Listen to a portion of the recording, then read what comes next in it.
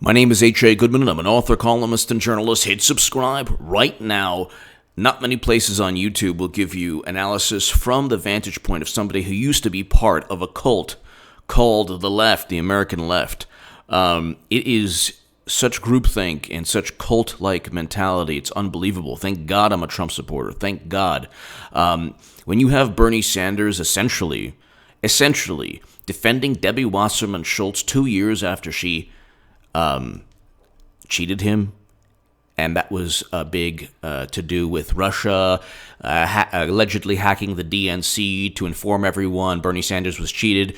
Fast forward 2 years, and now Bernie Sanders is saying DeSantis and Rick Scott are really, really bad. And you know what? Democrats in Florida like Debbie Wasserman are really, really good. It's kind of like the Red Sox and the Yankees joining forces. It's like, what are you doing, Bernie? Anyway, that's a whole other story. I want to read you this. Martha Mcsally has small lead with Arizona Senate race too close to call. November 6, 2018. It's November 10th now. See, that was November 6, 2018.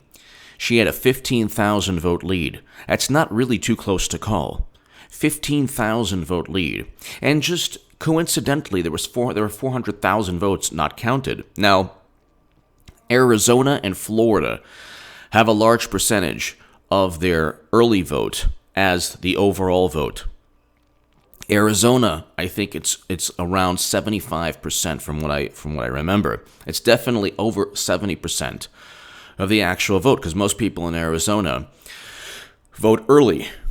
Mcsally, Republicans had an 80% lead, an 8-point lead, I should say. They started with an 11-point lead over Democrats, then an 8-point lead in the state. It makes no sense when I used to be, the Huffington Post called me the biggest Bernie Sanders booster on the internet.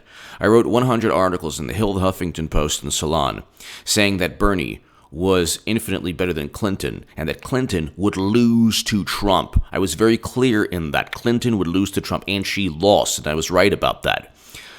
While nobody else, almost nobody else, obviously, was predicting that. Obviously, the great Styx was predicting that. Nobody was more accurate than he was. But I remember the media saying, well, the DNC's not cheating, Bernie. I remember The Nation.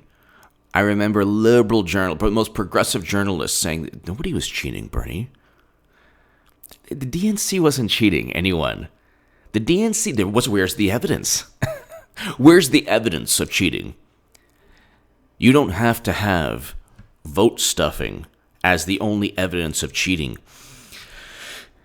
We knew during the DNC primary that Bernie Sanders, that they limited debates. There's a whole list of things they did before the WikiLeaks DNC emails. Now it's the same thing. They're using ballot boxes as storage boxes in Florida, under the guise of, well, we don't want to destroy these valuable cardboard boxes, so we're just going to have to manually take all the ballots and put them in little Ziploc baggies. And oops, if we lose some, gosh, that would be really bad. So there are all these different ways for election officials to just accidentally find, lose, not disclose ballots.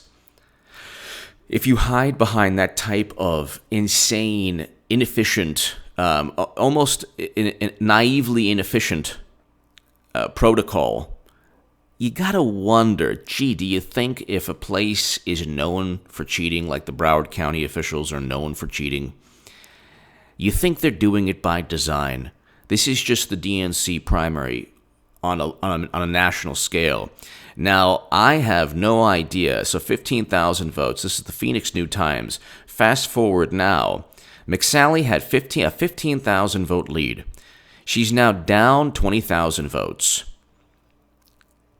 Sinema has more than doubled her lead in a couple of days. Now, how does that work? How does that work? So she is consistently, and so how does that work with Maricopa County? Maricopa County is predominant. It went for Trump. This is a red state, ladies and gentlemen, where early voting showed in Arizona. This is a red state, so Mcsally is now down 20,000. On Tuesday, she was up 15,000. She's lost 35,000 votes in a red state that had 8% and 8% lead in terms of early voting for Republicans up until the last couple of days. It went from 11, and then Democrats cut the lead to 8% statewide in Arizona. So think about this for a second. Think about how this doesn't make any sense at all. The people of Arizona know that most of their votes come early in the mail, before election. Republicans had a clear advantage from day one. After when election day ended, Mcsally had a 15,000 vote lead. Suddenly, there are 400,000 votes still to be tallied. There are still about 300 and something thousand votes. And this is Saturday.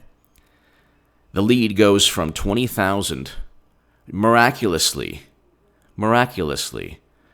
to, so the lead goes from 15,000 miraculously to 20,000 deficit. Mcsally goes from up 15,000 to now a deficit of 20,000. Okay, so 35,000 votes. How many votes were counted?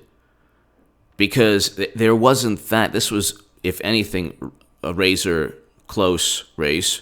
But you can't just do the math. It's not statistically possible. Just in a couple of days, you count overwhelmingly. You count votes in aggregate that just overwhelmingly favor Sinema. How does that work? That's not even statistically possible in a state that was Republicans leading overwhelmingly in early voting, where Mcsally had a 15,000 vote lead in election day, and then suddenly almost all the votes counted after election day go to Sinema. Same thing with Florida. Scott had a 57,000 vote lead, and then just, all the votes counted. Now he has a 15,000 vote lead. How is it that all the votes counted after election day always go to Democrats? You don't have to say, well, prove election fraud. The Democratic Party has been saying that Trump worked with Russia for 2 years without evidence. Sorry, the Steele dossier is not evidence, it's just gossip. Ask BuzzFeed, who's suing the DNC. That's public record knowledge. John Brennan's or James Clapper's two, the DHS and the ODNI reports are just assessments from the intelligence community without any evidence. Well, we think this happened. We're moderately to highly confident that's not evidence. There's no evidence, and they've been saying that Trump worked with Russia. We have to investigate. Oh, what about this? What about that? Well, what about 57,000 votes leading in Florida for Rick Scott, and then down 15,000 in the matter of hours or a couple of days? And then Mcsally goes from a 15,000 vote lead after Republicans lead early voting for almost 2 weeks. And then suddenly, in a matter of days, Sinema is up by 20,000. It makes no sense, just in terms of statistics, in terms of brilliant, the brilliant mathematicians who predicted the 2016 election they wouldn't say it makes any sense. So that's a big problem, a huge problem. This is a theft taking place in plain sight.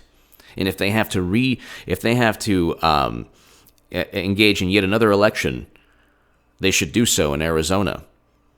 You cannot, after Election Day, they would be crying foul. And we have no idea who's counting these votes. We can't just simply trust Jeff Flake and Bill Nelson. Okay, Jeff Flake, that's the seat that's being, that's the seat up for grabs. Jeff Flake hates Trump. Jeff Flake essentially is a Democrat now. And you're looking at the next, without this, they have either 3 or 2 or 4 seats. If depending on what happens, you either have Republicans with a two-seat lead in the Senate, a 3-seat lead, or a 4-seat lead. If Rick Scott and Mcsally win, then it's Republicans up 4 seats. If Mcsally doesn't win and Scott wins, which I think could possibly happen, I hope that both win, you'll have a 3-seat lead. If both lose, it's back to a 2-seat lead. Then you have the whole Kavanaugh insanity again. 3, you can't find 3 Jeff Flakes. You certainly can't find 4 Jeff Flakes. You might be able to find 2 weak, pathetic Republican senators. Worst case scenario, Republicans are still up 2. Best case scenario, they're up 4. Hopefully, it's something like they'll be up 3 seats. Hopefully 4 seats. Give me your thoughts below. Hit subscribe right now. Does that make any sense at all? The massive swing in Arizona and Florida. And what a coinky-dink. And also, isn't it interesting that in Arizona and Florida, all the swings go to Democrats after the election? Isn't that interesting? Gosh, that has nothing to do with the DNC primary where Bernie Sanders was cheated and Putin wanted all of us to know. Hit subscribe right now. Thank you so much.